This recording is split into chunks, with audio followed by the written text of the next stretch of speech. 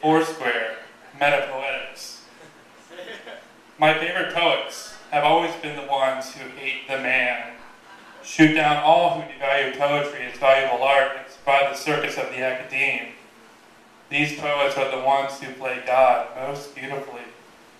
I am one of these poets, an abstract objectivist, neo-avant-garde, post-language, new formalist schmuck, living off ice chai, fragmentary beer, and hyphenated whiskey, with lemon twists of surrealism juxtaposed with verbatim mojitos.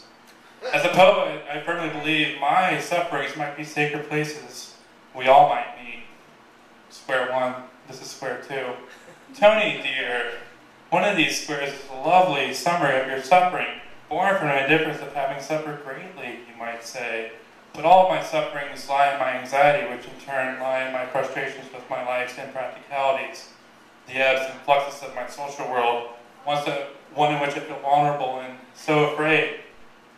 It's funny, I'm a nice guy. A large portion of my poetry is completely immoral, totally vulgar, and wildly inappropriate. Lines like, "Oh shit, my owl died," and "lightning struck my dick." I have had these two dreams where, square 3-1, I take a bunch of lightning bolts and zap the shit out of every poetry hater in the world like I'm Zeus.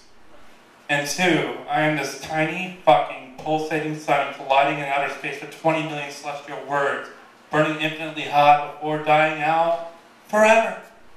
In a kind of star-explosive poetry apocalypse.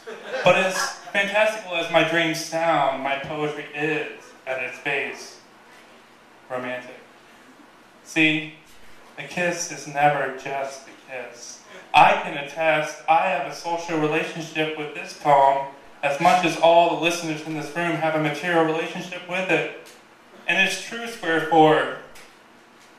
Exposure is the fusion of the social and the material. How do I think this? For one, social artistry cannot be removed from poetry and in turn, performance. The social materiality of poetry results in its exposure. Nakedness. Anything naked has its greatest agency when it is approaching disappearance. In Genesis 3:7, Adam and Eve hid their nakedness. So what does nakedness mean in terms of this poem? And as this poem rapidly approaches disappearance, where do you think this poem exposed its true meaning to you?